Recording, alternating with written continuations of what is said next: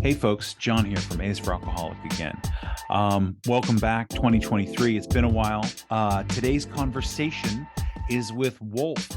She is a mother. She is a science communicator online. She's an all-around fantastic person. It was really great to know her story after knowing her online, because there's always the parasocial relationship that we develop with people we don't know. And then one of my favorite things is to ask people questions and get to know their stories. So she was raised in the deep, deep woods of Maine and went to boarding school and drank. And one of the things that sticks out to me is two of the things that stick out to me in today's conversation is that one, we don't have to be in the throes of such heavy drinking to struggle with it every single day. It doesn't have to be constant rock bottom and blackouts every single day for us to struggle with alcohol.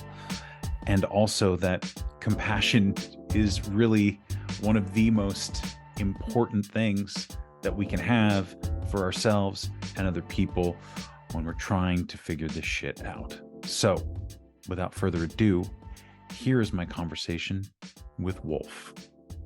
So, Wolf, thank you very much for doing this. You're my first podcast in like 6 months. I've taken a break from this, and obviously the first one of the year. So, I'm really excited to talk to you.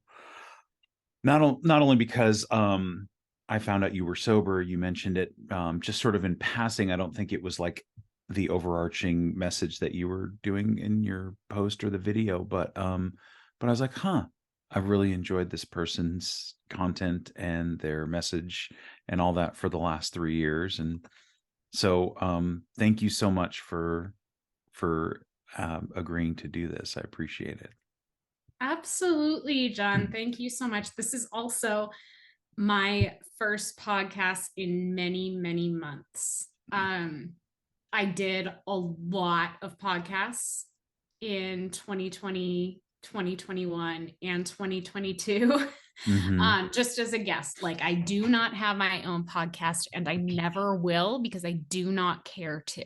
So yeah, a lot of the times when I do a podcast or when I am a guest on a podcast, people will be like, you should have your own podcast. And I'm like, absolutely never. It's too much for me. But I do really enjoy being a guest. And, a lot of people have reached out to me within the past year and been like, will you be on my podcast? And I've said no.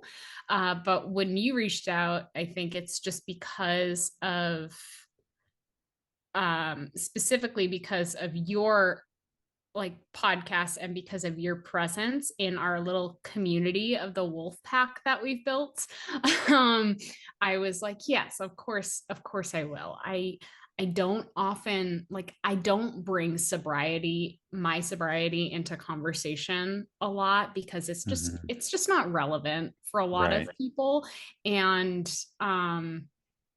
also it's just I'm still semi new to it, and it's something that I like to keep to myself. I'm very proud of myself for it, but also I am a very private person. No matter how publicly it might seem that I live, I'm incredibly private.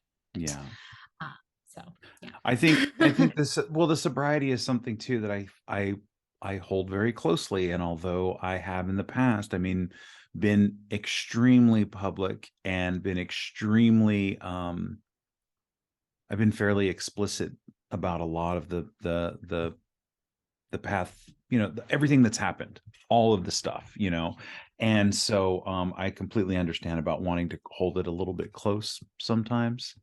And so when I found you on Instagram, it was during the height of the pandemic, and there was extraordinarily divisive conversations and actions and everything around vaccination. And I found your the message you were saying to be very helpful in trying to get to understand people that maybe we didn't agree with, or finding the right information, because even I was skeptical at first, and I was like, well, great, John, that's a great place to look at the information at hand. And then I was like, oh, it all makes sense.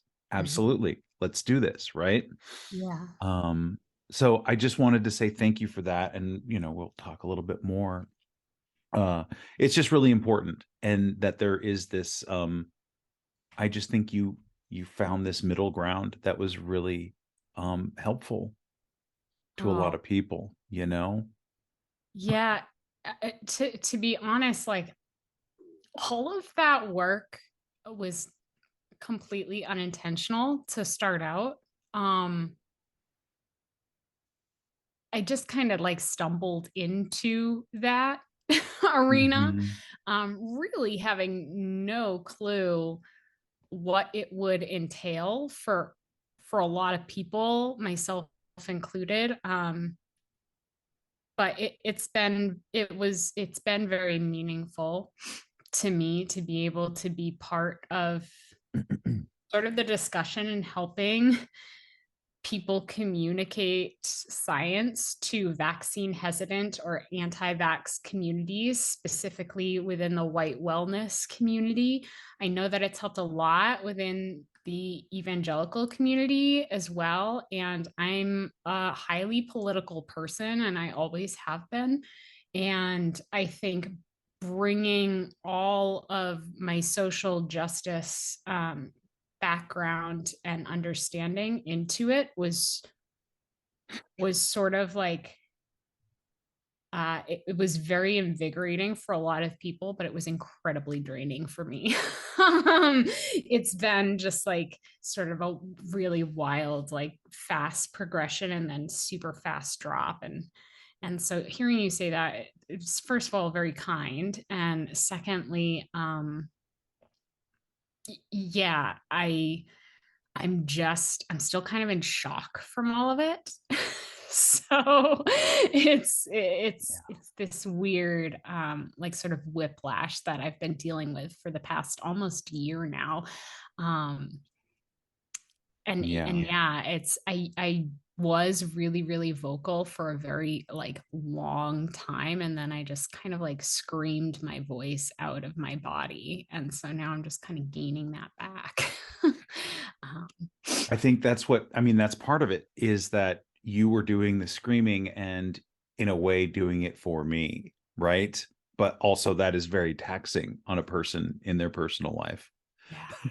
to Yeah. scream all that and then have to go back and be, a mother or a friend or whatever, right? Yeah. Yeah. Uh-huh. so Like so I, it's I get where you're saying about the whiplash for sure. yeah, I'm just kind of whiplashed from it. I think people thought, oh, like she's like young, she just like has such a, strong voice. She just and but a lot of it was like, no, like I am a mom to a toddler throughout this pandemic. I'm not only just a mom, I was a stay-at-home mom and a writer with my own like business. And I quit an entire career at the beginning of the pandemic. And that first year of this pandemic, that by the way, we're still living through. Hmm. But like not a lot of people want to acknowledge that. They just think that it's over, but it's like really not. Um, and that's an entirely different topic. But that first year of the pandemic was when I realized, and this is a great segue, when I realized that I had to stop drinking completely, because I had the choice of either quitting drinking completely or slipping into what I refer to in my brain as real alcoholism, which is being completely dependent and just hammered all the time. Yeah, that's exactly right. Yes, it And is. so 20 January 1st, 2021 was my first day of being sober. Um, and I remember in 2020 having multiple occasions where I was like, yeah, like I don't want to drink anymore. Like, because for a while I was practicing sobriety on top of that, getting pregnant, being a new mom, like you don't drink, obviously. Mm-hmm. Or I didn't drink and I didn't want to, but then I was finding reasons not to drink, more and more reasons not to drink. Mm-hmm. And the pandemic hit and we were completely isolated. And my toddler, who I didn't know then, is autistic, but I know now he's autistic. He's almost 5. He's phenomenal. He's the funniest person I've ever. He says the most out of pocket shit. It's amazing. But like, it was hard. I was struggling. I was majorly depressed. I struggle with chronic anxiety and chronic depression, and the drinking, that first drink always makes you feel a little bit better. And Mm-hmm. then it makes you keep wanting to drink. And then it just makes it all worse. Right. Which we'll get into that with my whole Mm-hmm. story. But I just remember sitting on the couch at the beginning of December of 2020 and being like, I just can't fucking do this anymore. So on December 31st, I asked my husband, Philip, my partner, will you make me a Negroni? Now, this is why I hate Negronis. I think that they are disgusting. Okay. I think that they are so gross. So many people will disagree with me. My husband loves Negronis. Okay. He will disagree with me until the cows come home. But Negroni, like any way you swing it, it tastes like shit to me. And so I was like, if I could have that drink, like I probably like won't even finish it and it will probably deter me from alcohol for at least a few months. So we're gonna try it. Got it. And so he made me a Negroni. It was all fancy because he likes to like dabble in like mixology. He's not a big drinker either. He just like Mm-hmm. decided one day, like, I'm gonna make a like fancy drinks. I don't know. And I did not finish it. And that was the last drink that I ever had. Wow. Well, I mean, And I love that you knew yourself well enough to go like, this will be the one that will turn me off, or at least give me that boost to kind of, and again, you're not thinking forever. You're thinking this will just help for a few months, right? That's the initial right. thought. And for me, I was like, this is closure. Mm-hmm. This is closure to a whole book. And like, what is the taste that alcohol like leaves? What is the metaphorical taste that alcohol leaves in my metaphorical mouth? It's like, I want it to be a Negroni. The you last know, memory, right? The my last last memory is, God, this is shit for me, right. because it is. And because a lot of people are like, oh, I, found myself heavily drinking and heavily drinking. That was not the case for me, for the majority of my adulthood. Now, my college, the beginning of my college years and the end of my high school years, that's a different story. My entire childhood, that's a different story of like what I witnessed growing up in terms of like drinking alcohol, all of the adults around me. But like this part of my life, my mid 20s to my mid 30s, I've not been at all dependent on alcohol. I've like really, there are very few occasions between the age of like 25 and 33 now, obviously, where I was drunk, where I could drink, but there was this knowing in me because of like the immense amount of drinking that I did in my early 20s and late teens, mid to late teens, actually, Mm-hmm. I should say. And that dependency, like people think that alcoholism is, oh, you're a drunk adult because you've had like a terrible life. No, I was adultified as a very small child And that led me to become a manic pixie dream girl, which is like, I don't, Mhm. have you heard that term? Yes. Like, I Mhm. was that. Like, I'm pretty sure I was the poster child of that manic pixie dream girl in my late teens and early 20s. And yeah, I, it's just that and so I think that people think, oh, like I didn't know that Wolf was an alcoholic. And it's like, yeah, you wouldn't have known that, because for as long as many people have known me in my adult life, like very few people have ever seen me drink, because I was always finding a reason not to drink, because I knew that I struggled. So so let's go all the way back. Let's go And back. the question that I always like to ask is, what is your first memory of alcohol? Whether, and oftentimes, just as a child, maybe not as drinking it, but how was it introduced to you in your life by those people around you, maybe? So I have a really wacky childhood. A lot of people will say, like, oh, I, grew up in the woods, and I'm not a gatekeeper, but I'm going to be the first to say, no, the fuck you didn't.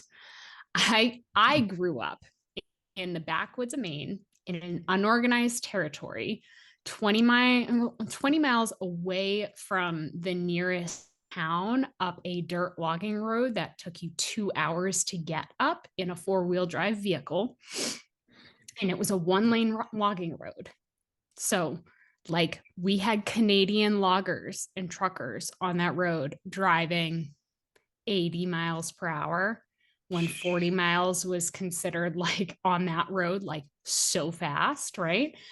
Um, we were 60 miles away from the nearest hospital, which took approximately 4 hours to get to. That was the hospital where I was born. The only times I ever went to the hospital, or like really to a doctor at all, was when my siblings were born. I have three younger Mhm. siblings. My parents owned a sporting camp. So it was a fishing camp. It had previously been both a fishing and hunting camp that was built in the early 1900s. And we lived in an area that's known as the Wilderness Watershed Trust, which means that nothing else other than like a few select established buildings could be built on that land. You also couldn't have on the lake, it was a lake, but we called it a pond because Maine, Mhm. northern Maine, almost Canada. You couldn't have like more than, I think it was like an 8 horsepower engine or whatever. So just a tiny little motorboat, right? So that was how we lived. We had guests, most of them middle-aged men escaping their like home life, coming Mhm. up to fish with the boys and be very drunk. I would deal poker games. I was a fishing guide. I was my parents' like only employee. A lot of responsibility. I'm Mhm.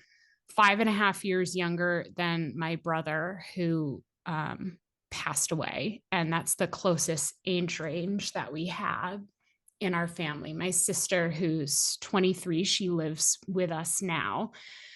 And my other sister is 20, and I'm 33. So that's a big age range.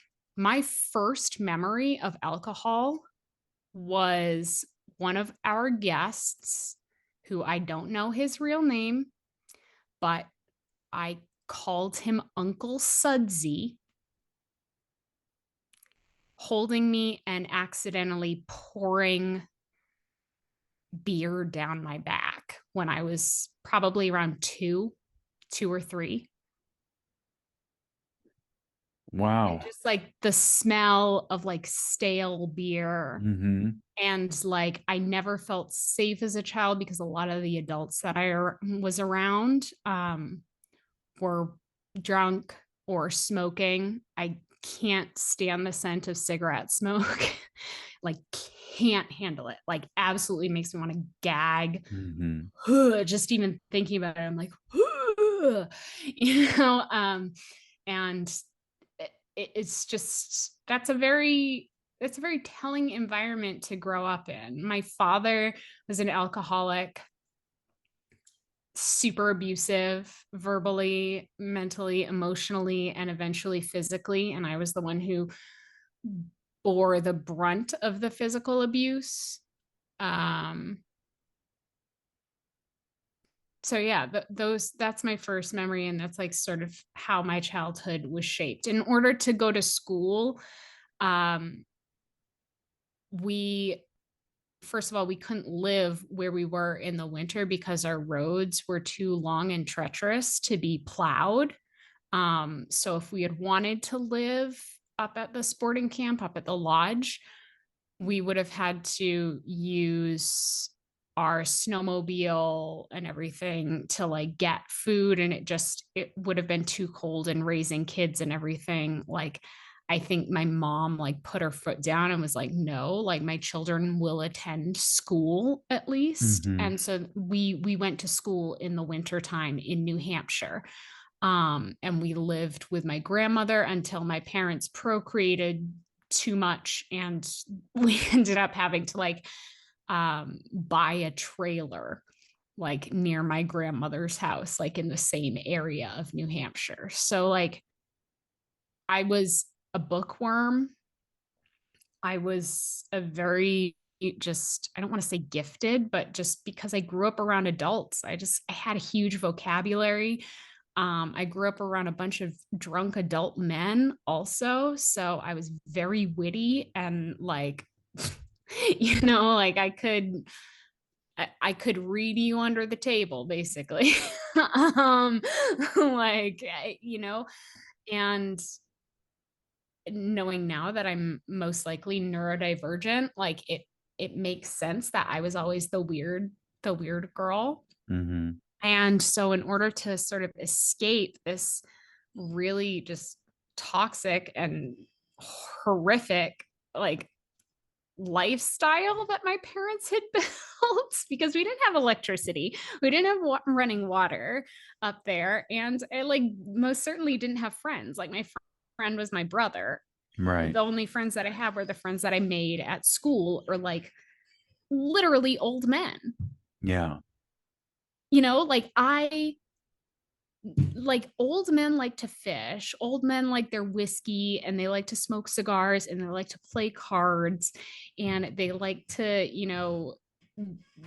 do like weird shifty stuff. So just imagine like me, this tiny little blonde girl with just the entire personality of like an old man trapped in my You body. grow up very quickly, you know? I Yeah. grew up so quickly. I wanted to start going to school more. So I lived, starting at the age of 7, I lived far away from my parents at my grandmother's house. And she was incredibly emotionally abusive and just mentally abusive and all of that. So I had to be my own parent. And Mm-hmm. then when I got older and my parents had my sisters, I had to be their parent too. So it's a huge amount of responsibility for a small person, for a young Huge, person, right? huge Um, amount. And on top of that, alcohol was always like present and not seen as like a problem, but I was scared of drunk people. I was so scared of them. And my dad, like being one of them, as I got into my early teens and everything, I was the problem child. I was disrespectful just because I had my own mind and I was a mhm. smartass, but also I was right about everything. Intuitively, I knew that this is a fucked up situation that I shouldn't have to like live through as a child. So I applied to a private boarding school Oh, and I got accepted, and I got full financial aid. And then I ended up going. And what's at a private boarding school? A lot of rich kids with drug and alcohol abuse problems. That's what. But I was also the weird girl and the poor girl. Mm. And I wanted so badly to be loved. I wanted so badly to be loved because I I didn't ever feel loved or validated. Like as a kid, I felt like I was way older in my like mental and emotional state than I should be. I had been just burdened with so much responsibility.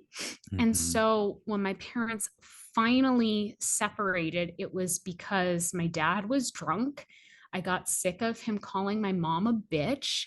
I punched him in the face and he beat the shit out of me. And then my mom decided, that was a Thanksgiving. My mom decided, I want my kids to have a normal Christmas. So I'm going to stay with this guy until after Christmas. And then he attempted to hold us all at gunpoint on Christmas. And the last time I saw him was him being carted away by the police. And that was 18 years ago, I think. And then my mom moved to the town where I was going to boarding school. And that's when I really started drinking.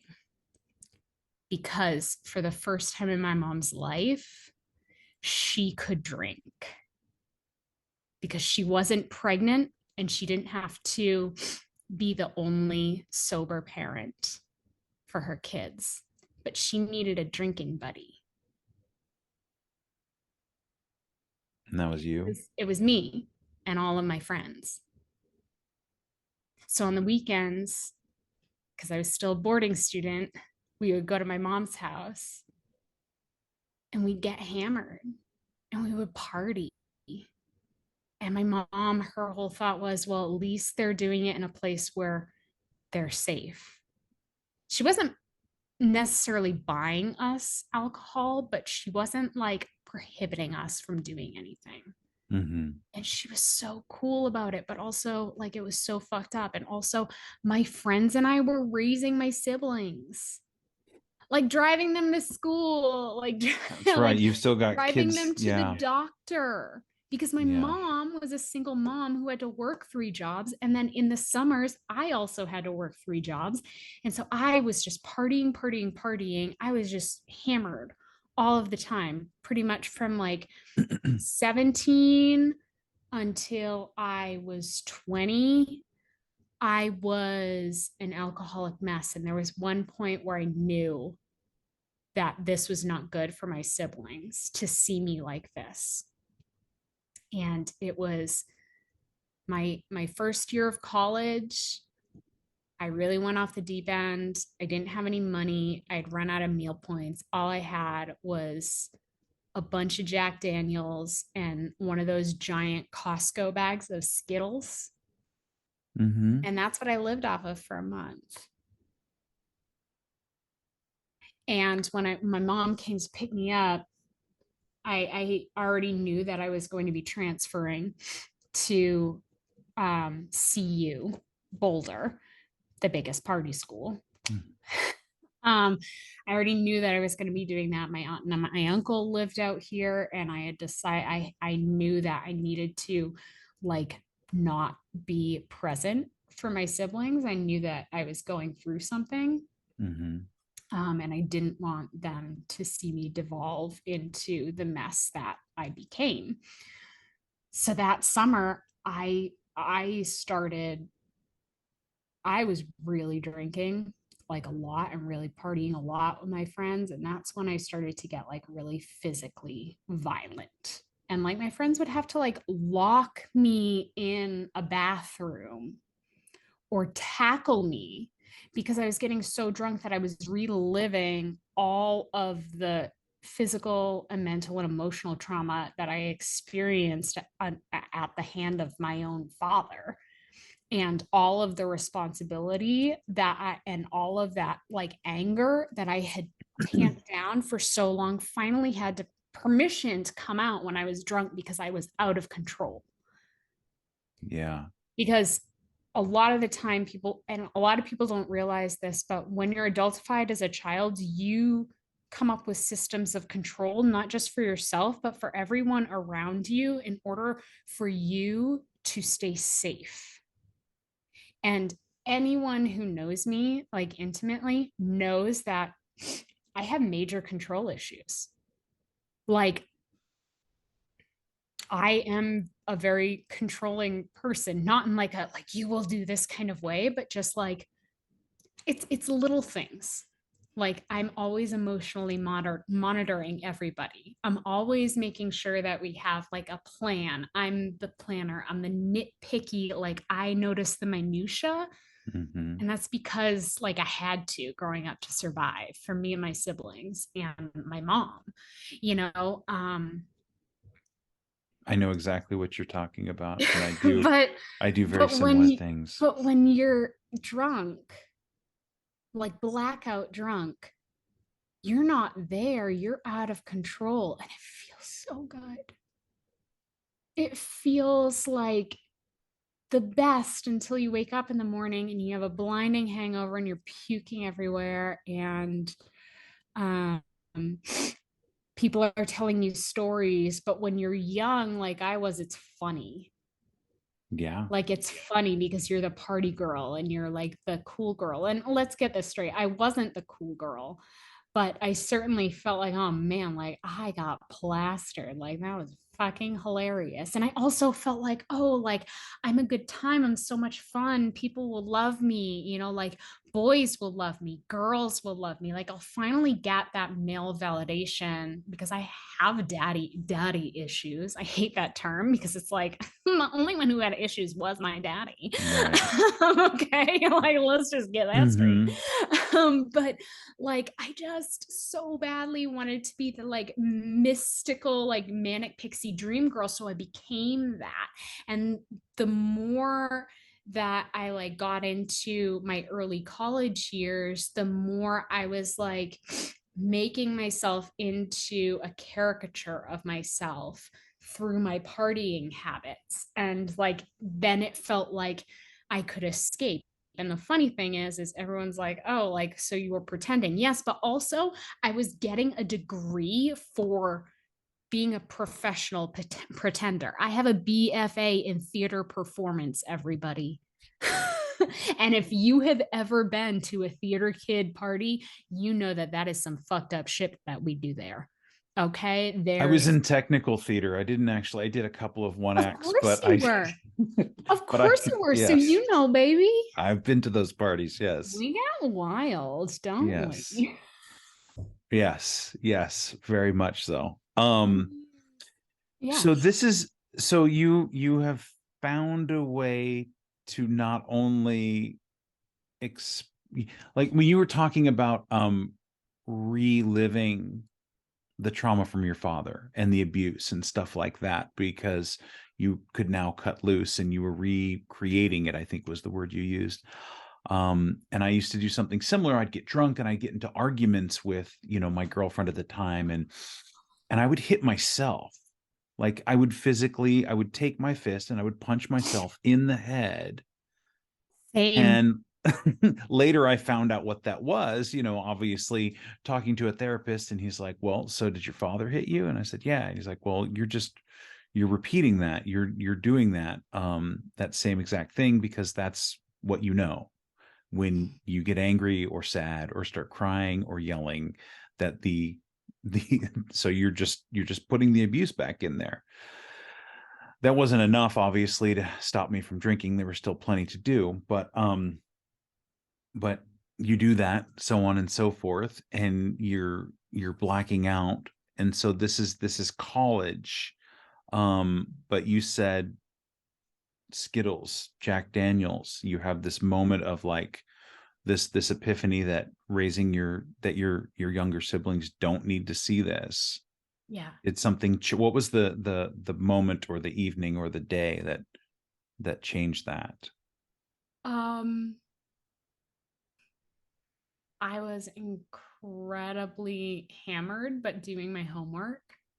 And my little brother, who didn't have a cell phone at the time, called me on my mom's house phone and was just crying. And this was the first time that he had ever called me like that. And he was like, they're all ganging up on me. They're saying that I'm like dad. And my brother was young. Like, let's see, how old was I? I was 18. And so my brother was -5. And my brother was 13, 12, 13. Mm-hmm. And I just remember being like, you're not, buddy. You're not at all. You're not like dad at all. And thinking in my head, if anyone's like dad, it's me. And thinking about why, the amount of times that I tried to get my mom to leave my dad, and then I'm just turning into my dad and realizing like I have to be away from them because I can't perpetuate this cycle over and over again.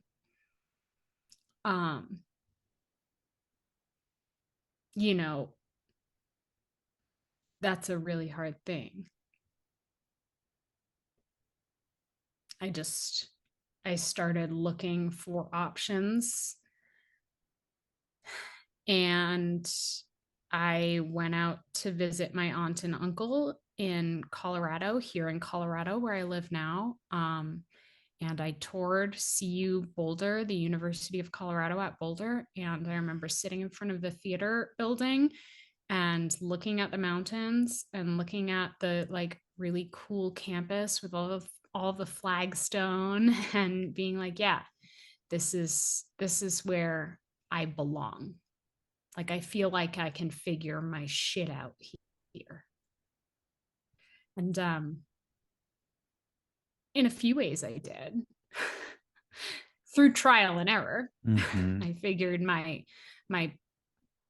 party girl tendencies out. And also I was sort of forced to, because my second year at CU, I was diagnosed with cancer, with ovarian cancer. And I had to stop partying, stop drinking. Yeah. That will do it. That'll do it. That'll do it. I stopped partying. I stopped drinking. But the kicker is that I my first like actual like boyfriend committed relationship. It's so funny that I say this, because my first actual committed relationship was with my friend who turned into my girlfriend, Christy, and we did the typical like U-Haul lesbian thing. We moved in with each other and then 2 weeks later broke up. Because that's what women who love women do. Mm-hmm. So then we were just roommates and like friends. And then I got into this relationship with this guy who turned into be exactly like my father. And it ended in a restraining order. He had been drunk. He tried to strangle me.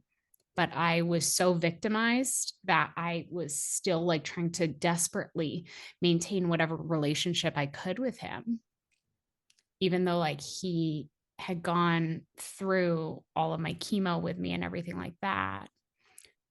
So my senior year, I was clean.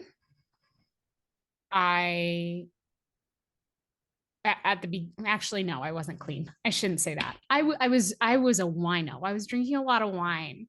I wasn't violently drunk or partying or anything like that, or like but I was still like going to parties, drinking a lot of wine, drinking a lot of beer, but not drinking hard liquor. Not drinking hard liquor. So I guess I was clean from that, sort of. And I was in a show, a main stage show, and there was this guy in the show, and he became my really good friend. He was actually an electrical engineering student, completely opposite side of campus, who just auditioned and got cast as my brother in this main stage production. It was a terrible show, though. Waiting for Lefty. I don't know if you know of this I do show. not. Yo, like it was it maybe it's a good show if it's done by the right people, but this director that did it, she's a wackadoodle zoo kind of person, and so it was not the best Mhm. show. um and so the opening night, he had invited people to come, this guy, Kevin, my friend, and he invited the guy who is now my husband. And from the second that I met Philip, I knew that I had found my person. And that's when the heavy drinking, the violence, the blackouts, all of that stopped. I was still drinking, Right. but it wasn't binge drinking. It wasn't party girl drinking. Um, because for the first time in my life, I felt seen and I felt loved, and I was seen and I was loved, and I have been since. And ever since I met Philip, I've been trying to find ways to not drink because I found the relief that I was looking for, and I knew drinking was not it. And I didn't want to lose the good thing that I had, which was this wonderful person in my life, my forever person. Yeah. So when people say love at first sight, like, and they make fun of it, because I used to be that person, but no, it's, for me, it's a real thing. Yeah. I agree. It you don't think about it, and you do like to make fun of it because you don't have it. And then you find it and you're like, "Oh, well, of course. How could I have not? Why did it take so long?" Or whatever the thing is, but it just changes. And these external factors, finding somebody who can be your partner, not just your boyfriend, your husband, your girlfriend, your wife, whatever those things might be, but your partner and your teammate, really lifts a huge burden. um, and I think that a lot of times it will alleviate, say, whether or not you're an alcoholic or a problem drinker or heavy drinker. You're like, oh, now I have help. Oh, now I have someone to talk to. Oh, now I Yeah. have someone who will listen to me when I wasn't being listened to before, or somebody who will go do something that doesn't revolve around drinking. And all of a sudden, these things seem to kind of disappear in a way. But as you said, from the time you met him up until 2021, you're like, I'm looking for a way to stop drinking. It is still a struggle, even if I'm not blacking out anymore, even if I'm only drinking on Christmas or Saturdays or at picnics or whatever the thing is. Every time you're drinking, you're thinking, gee, I wish I didn't need this. Mhm. Right? I mean, because Yeah. that's so it's not the intensity, and it's not necessarily the volume that that make the struggle. It's just that it's there, and it's always there.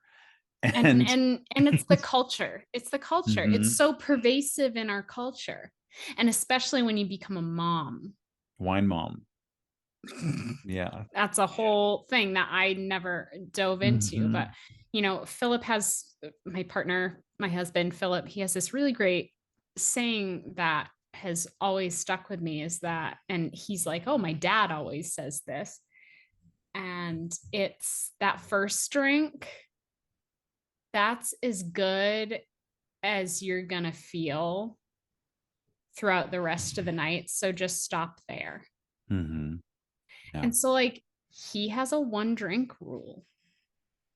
Like, for himself, it's not even a rule. It's just he doesn't go past one drink because he knows, like, I'm going to feel like shit if I go past one drink. So why would I? You know? Yeah. And it's like, how can you have such a healthy relationship to alcohol? But it's because he didn't grow up like me. Hmm. You know, That he didn't helps. struggle with the same issues as I did, but it's really interesting.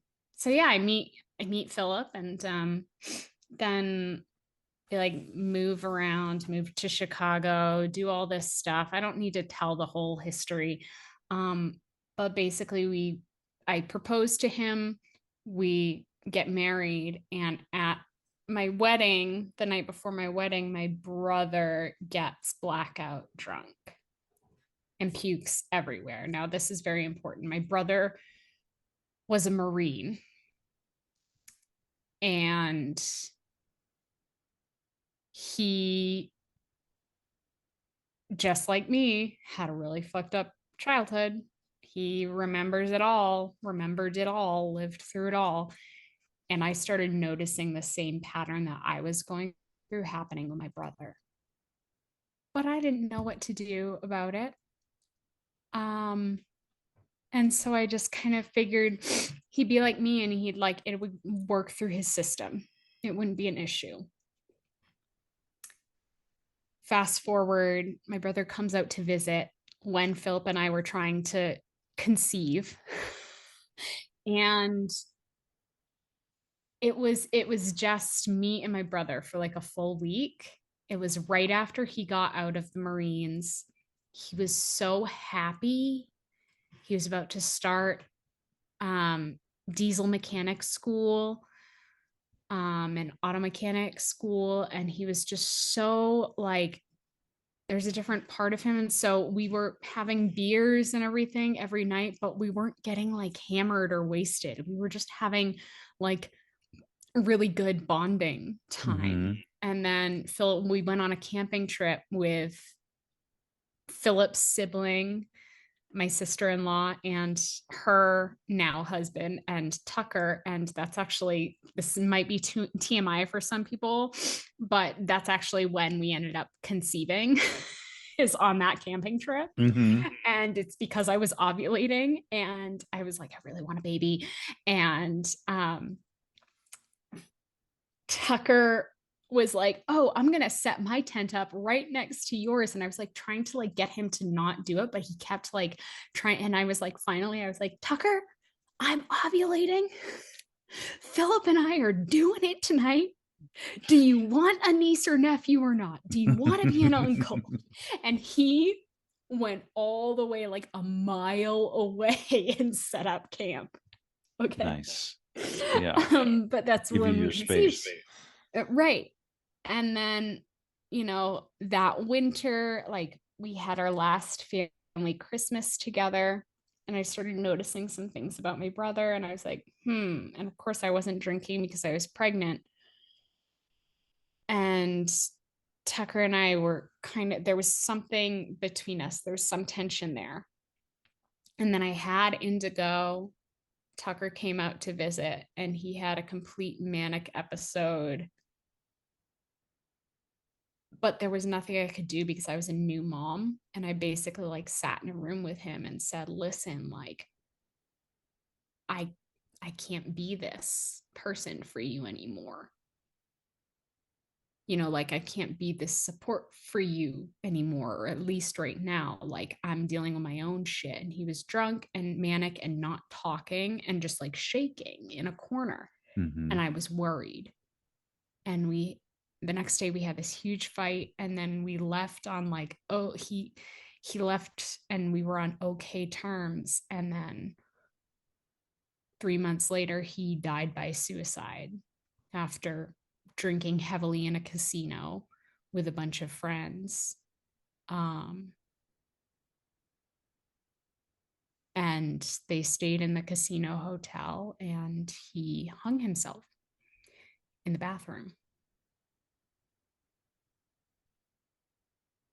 And the thing was, is that like I had foreseen it, but I didn't know how to stop it.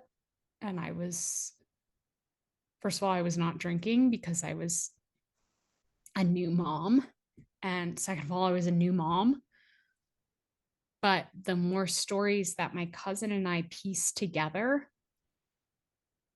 it started to make it was very clear to us that he was not only struggling with the same things that I had been struggling with, but there was no way out for him. And his suicidal ideation had gotten so extreme that, and he was in so much pain that there was no other choice but to get drunk and die. He had talked to my cousin about different dark thoughts and ways that he thought he was going to do it. And she didn't know what to do. And she was like, Tuck, that's messed up. No one wants you, to leave us. Like, please don't do that. Like, I'm here for you and everything. But she didn't know how to do it. Like, she didn't know how to deal with that. And so that for me was sort of the moment where I was like, fuck. Like, it didn't matter what I was going to be able to do for him or how I was going to be able to help him.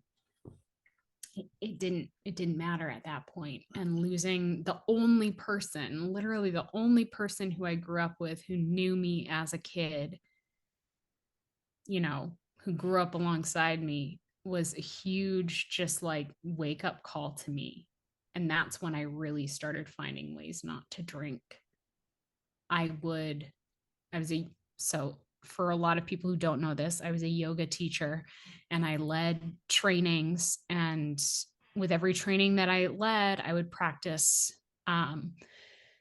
this yogic principle called brahmacharya, which is a principle of abstinence from something or from a lot of things. And I would abstain from alcohol and meat and dairy for months and months and months at a time. And it just kind of like started as a control issue with my disordered eating stuff, which we don't have to talk about here, and me just kind of looping alcohol right into the things that I was abstaining from. So I never was in AA. I was never in any sort of sobriety program whatsoever. Everyone around me still drinks. I just don't. And that's not a testament to like, oh, the amount of control that I have. That is a testament to therapy and recognizing that my alcoholism was a symptom of the immense trauma of my past and things that I'm still coping with in my present. Yeah. Yeah. It's, it is a symptom that ends up taking over your entire life, right? It is a symptom of these deeper and larger and bigger things that we have been carrying with us since we were little kids. And so then all of a sudden alcohol is the only thing, at least for me, that I could see for so long. And I never, now in hindsight, I was talking to my friend yesterday and, like, what did he say to me? He's like, I used to drink out of ashtrays and now I'm worried about what the school district I'm going to be in, is where I'm living. But I just never saw it as a problem, let alone there might be a solution. It was just wake up, be hungover, go to work or find a drink or deal with the hangover and do it all again. That was the only problem, was like, oh man, I need to drink some more. I got to figure out how to deal with the hangover. It was never get rid of the hangover, avoid it, or stop drinking was never the solution. And yeah. And when you're like that deep in it, this is just a funny little anecdote. This one time I had gone like on a trip to my friend's like bougie cabin or whatever cabin. It was a freaking mansion. And I had gotten plastered so much so that I had started beating myself up. My best friend had to tackle me. They locked me in a bathroom. I ended up wrapping myself in the shower curtain and smacking my eye on God knows what. I woke up the next morning with a black eye, completely fucking like hungover, still a little bit drunk, like pukelicious. And I went to the fridge and I cracked open a Bud Heavy and I downed it in front of everybody and said, I gotta get back to the town where my mom lived. I gotta go to work. Yes, that sounds, I've done that exactly. I mean, yes, I know exactly what you mean. because you're just like, I gotta like I gotta be a person now. Yeah. Let me have a And drink. everyone was like, your face is fucked up and you smell like you've been marinating in booze. Mhm. And I was just like, gotta go. Wearing the same clothes that I wore the night before I went to work. Yeah. I made up a story about what happened to my eye. Hmm. Yeah. We're great at lying too, right? We've been doing it since we were kids to, like you said, to make sure that we're safe. That is the only thing that matters. And when everything seems like a potential disaster and or abuse, yeah, you'll say anything to kind of make everyone feel at ease and okay. Right, Yeah. the controlling the emotional minutia that you were talking about before. And obviously we get better, and we're not nearly as, we're still heightened to it, but maybe we don't have to. I know I notice things, but I don't have to react to every single thing, and I don't have to make sure everybody's okay all the time. Like, it's Mhm. okay if people are going through some stuff. I'm like, hey, if you're not doing well, let me know if you need something. If not, that's fine. You can just have a bad day too. You're allowed. But Yeah. just yeah, life is a little bit different now, but just having to It's different, fight but through. that emotional manipulation, and also like when people who care about you start noticing. Like, I remember this one guy that I guess I was like sort of dating him. It was more like just hooking up with him in early college. He was like, hey, you kind of like went through it last night and you were like sobbing and you said some things, and like, do you want to talk about it? And I was like, nope, not at all. I got on a bus and I never talked to that guy again. Because it's like, that's how far we'll go to avoid things, right? Yep. We'll just cut them off, Yeah. because I don't want you to like worry about me or notice my problems or like talk about why my coping mechanisms are maybe not that healthy Hmm. when we're in that state. Whereas now I'm like, that's not a healthy coping mechanism. And like, all about teaching my kid like healthy ways to cope with his stress, to cope with his anxiety and his worries, helping my sister, helping my husband, helping everyone around me, just like, let's talk about it, like before that was not me at all. I'm a completely different human being.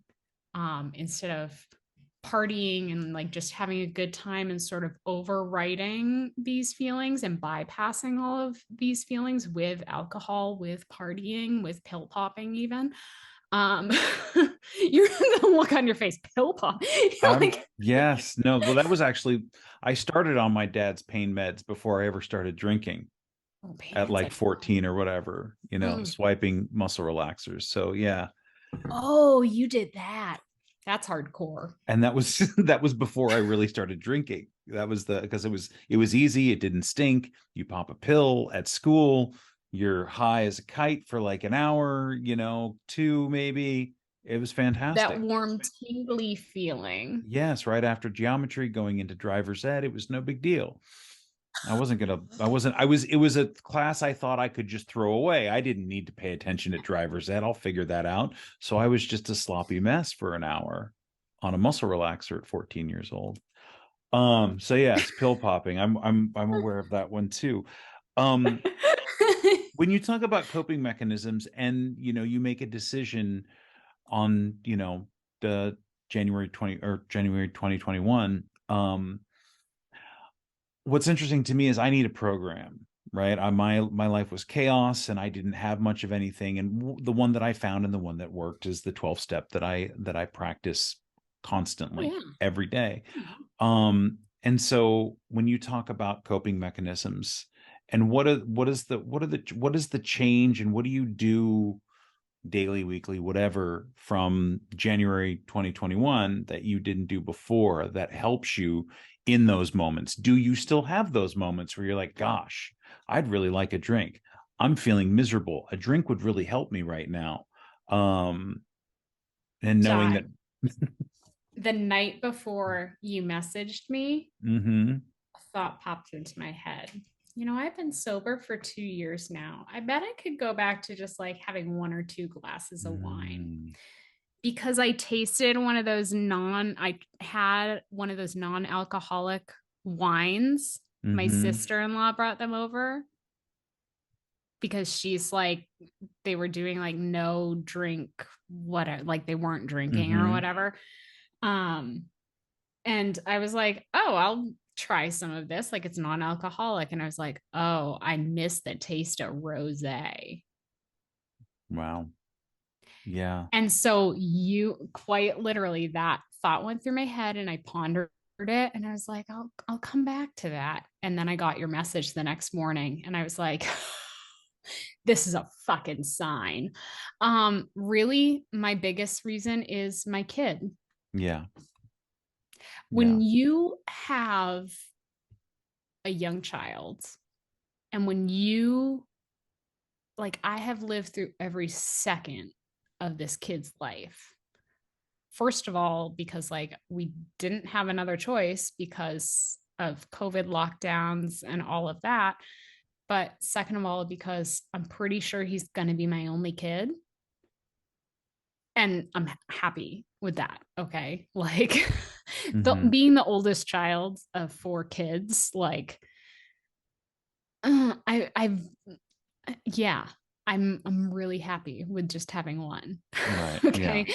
But also my kid's autistic. And that comes with a whole different like there's there's a whole different like guidebook and set of like parenting like steps and everything. And I got to be present for him.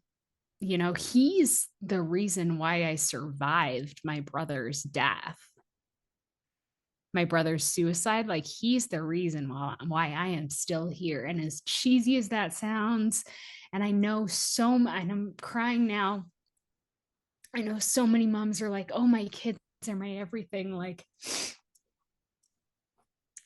nothing compared for me, there was nothing keeping me on earth except for him. There was like, if I didn't have a baby, if I wasn't a new mom, if I didn't have my kid, um, my my mom's friend Christy, she was like, yeah, if you didn't have this baby, you'd be up having breakfast with Tucker right now, in heaven. And I Mm-hmm. I was like, absolutely, absolutely. There was nothing binding me to this earth before I had my kid. I loved my husband. I loved people. I loved my siblings. The one person who like I could cling to was my brother because he was the only one who knew me. And then he left and I had a baby. It wasn't just a huge responsibility, but it was like, I gotta raise you. And if I can raise you in a way where you feel seen and loved and heard and you don't have to live through the shit that I lived through, the shit that Tucker lived through, then that's making my brother's life beautiful. That's making like his passing like beautiful or meaningful, like that's somehow gonna give him meaning in the beyond. Um so that's why I was Yeah. just like, I can either drink and keep drinking and become one of those wino mommies I don't because want this that. pandemic is killing me and like being like at home alone with your kid, feeling isolated, cut off, being immunocompromised, like dealing with all of the anti-vax bullshit in the world, dealing with all the political bullshit. Look at the dystopia that we're living in right now. Like I was like, you're either going to have to be awake from it and like not love every second of it, or you're going to have to be hammered and drunk. And I was like, I will not be hammered and drunk because I have a kid to raise. And so every day I'm like, you know what? I'm not hungover today. Every weekend I'm like, you know what? I'm not hungover today. Yeah. And even though I'm just sitting on my couch, rotting in my pajamas and watching the Avengers for like the 5,000th time because that's his special interest, like I'm still present and I'm here with my kid. Yes. And Yes. and I think a lot of people like have that, but then a lot of people they need like a program. But I also like I'm really weary of like programs and things now because of all that I've been through in the white wellness world and how culty that can be. And I just am very wary of groups of people coming together for like one one common special interest, because I recognize Mm-hmm. how that can quickly diverge into a weird cult scenario, and I will never be part of that again. 100%. And I didn't mean to imply at all. No, Mine was no, just that no. I needed that in that No, moment you that it needed came to it me. because a lot of people need that structure. And for me, something that I talked to my therapist about is that I didn't need that structure because I'm such a control freak. Yeah. Like, Yeah. I can't let go of shit. Yeah. Like, I will, like, when I decide something, I'm very stubborn about it. And I will set like controlling standards for myself. And so I didn't need that. Yeah, because of the need to feel safe and my control issues and everything like that. It's just, yeah. Yeah. And I think, one of the, when I found you, and I don't know how the algorithm sent you my way or whatever. And the thing that struck me in my own conversations I had somebody who was very vax hesitant, to say the least, and said, "Are you going to get the vaccine when it comes out, John?" And I kind of sat there and I was like, well, that's a great question. I should really know the answer to that. I should dive into this. You're absolutely right. And I didn't want to be combative. I was actually very curious and interested. And when I finally ultimately did, and having these conversations and trying to not just have it be about, what are you doing? What do you mean you don't get it? It's all right there in black and white. And I found you, and you were like, well, it's about having compassion. And was it himsa that you would talk about? And I don't know Yeah, all a of that, but himsa, himsa, thank you. non-harm. Yes, non-harm, right? Yeah. And the thing that occurred to me and that clicked in my head was in this idea of alcoholism and having bad ideas in your head, is that I can't fight you about it. I can't say you're drunk and you need to quit drinking, and you need to be the one to change, and if you just saw what your problem is, you would be better. And I was like, okay, so maybe I should just do my best to listen, do my best to ask questions, do my best to find out what somebody else is looking for and what they need. And if they want to choose not to change or to talk, or if their beliefs are so deeply rooted that that's what they're going to live with, then I simply cannot help and Yeah. have to let it go. Yeah. And And that's that's what you helped me understand. yeah, and that's like such a huge connection that to alcoholism, because when you know that someone is an alcoholic, like I knew that my brother was struggling with the same thing that I had been struggling with for years. I knew he was abusing alcohol as a means to escape. Mm-hmm. Um, you can you can either push them and be like, you're an alcoholic, like until you get clean, until you get sober, like I don't want to talk to you, like hold that over their head. Or you can be like, I desperately want to help you, like let's talk about things. But they're not going to come and talk to you about things until they're ready, and that's like a huge conversation that a lot of people don't think of when they think of alcoholism. They just think that like the person is inherently flawed or whatever, that they don't know. It's like, no, you want to ignore it because if you stare it too hard in the face, it's too much work. It's Yeah. too much. It messes with your head too much, and it blows up everything that you've like created as your own reality for yourself. And that's the same thing with talking to any anti-vax person out there. Like, it blows out of proportion your whole sense of reality that you've created in order to keep yourself safe. Mm-hmm. Yeah. And Yeah. addiction is so prevalent in our culture. It's not just alcohol that we're addicted to everything. Like, I have 3 million plants in my house. Probably not that many. That's an exaggeration, but like, Yeah. I'm a plant hoarder. I have far too many plants. I'm addicted to purchasing plants. I'm addicted to knitting people's sweaters as a way to not like handle my emotions and to like not even really have to wrap my head around my brain fog from long COVID. Like, there are things that it's like we're just addicted to. That's what capitalistic culture is.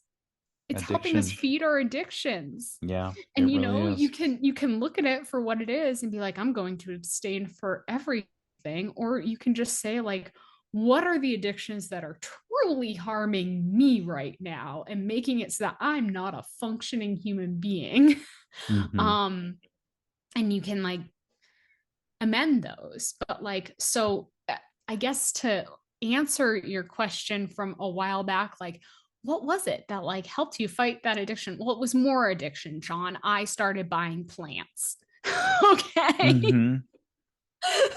Like, I started buying shit, and right? Yeah. Like, Yeah.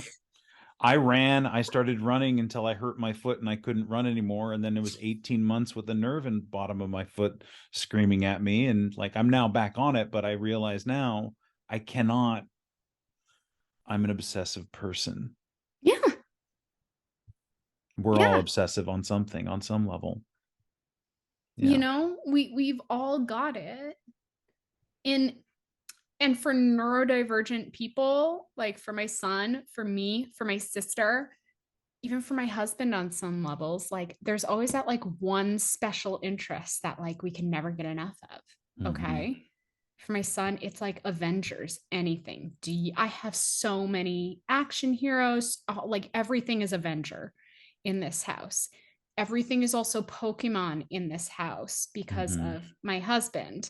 Everything is also Taylor Swift in this house because my sister is like one of those famous TikTok Swifties.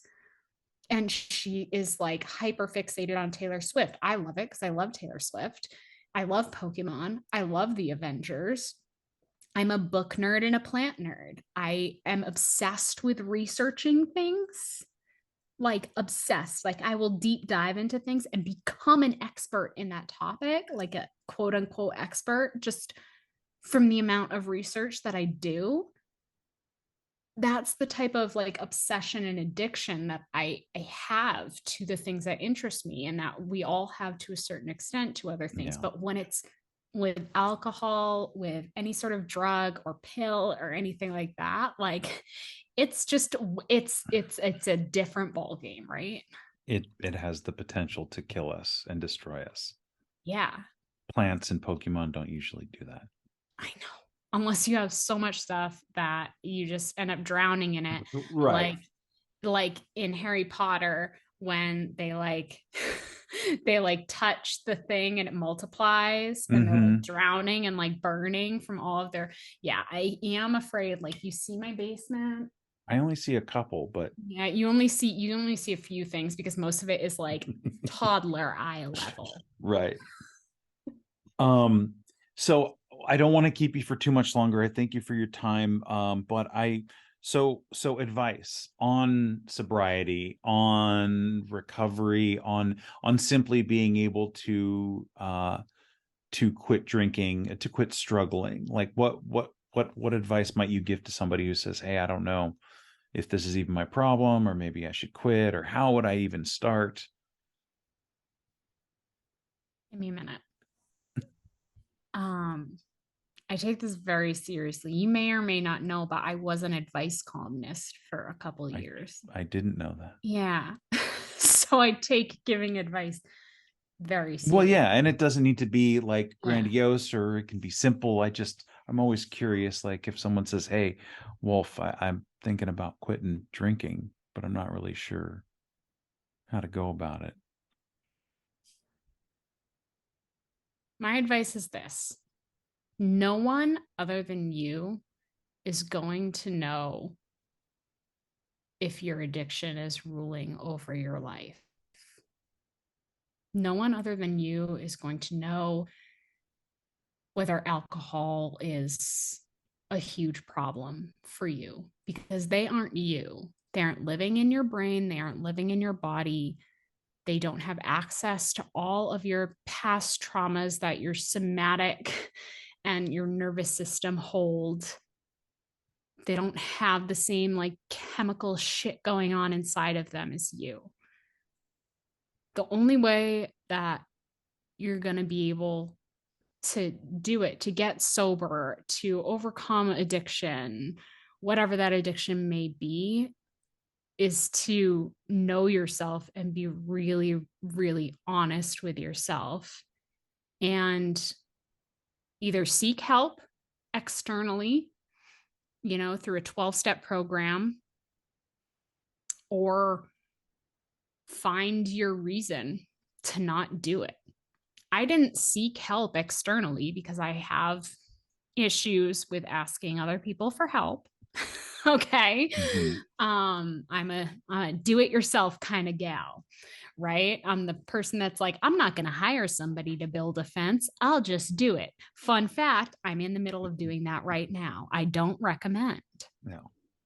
Okay. But like, that's my journey. That's me. I didn't seek help. I found my reason. I found multiple reasons. And I found a new addiction, which is buying plants. That's an acceptable one for sure. That's acceptable. Yes. It's not harming anybody. No. Air quality in my home is fantastic. I bet. So if you find your reason, you stick to your reason, and you got to openly communicate that reason. You got to openly communicate to people, I'm sober.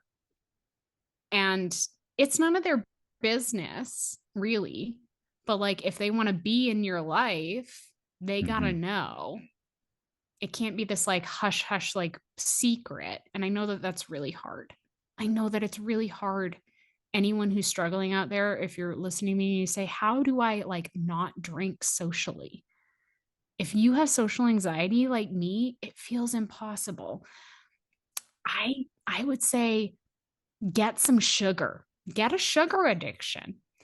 Um, just trade one for the other, okay? It's a good start for sure. Whether it's Reese's or fruit snacks or whatever. I'm on frozen grapes right now, which is a little bit healthier, but it's good. They're really good. Look at you. Good for you. I'm working on it. I'm a pastry girl through Yes. and through, baby. Just okay. But like, and I know that that might seem like, oh wow, that's like not wise at all. But honestly, it's hard. It's hard. Every day is hard. And like I just said to John, like the night before he contacted me, I was like, maybe I could go back to drinking. You're gonna have that pop up. But like, it's sort of like before sending the email, wait a day. Yeah. Before like acting on that trigger, like that knee-jerk response, wait a day. Wait a day and reach out to somebody. Even if that person drinks, be like, hey, I'm having an issue. Because you're not going to get through it alone. You're not going to get through it without a reason or without some sort of accountability program. You're just not. Right? Yeah. We all need some sort of community, some sort of reason, some sort of like higher power involved. Yes. So find it. I think that's like perfect. Really dig Yes. deep into yourself. Yeah. You got to find your reason and ask for help, whatever that means to you. And that's different for everyone. Thanks for talking to me today. That's super cool to get to know you a little bit more instead of just the way that I have. Obviously parasocially online can be kind of weird and you assume things, but like this was fantastic. And it was really nice to meet you and to hear your story, and I appreciate it very much. Well, thank you. And thank you for having this podcast, because now it's definitely something that I will listen to, because I love hearing other people's stories. And just thank you for having me on. And yeah, thank you. Thank you for being a friend. I do. Thank you. And you bet. Part of the wolf pack and everything. And you're a tremendous human being. And I'm just so glad that we made this connection. You made this connection. Me too. Thanks again for listening. Our music, as always, is by Neglect. You can find more of his stuff at neglect.bandcamp.com. And you can find us on all social media platforms that matter: Instagram, Facebook, and Twitter. And you can reach us at aisforalcoholic@gmail.com. Talk to you later. Yeah.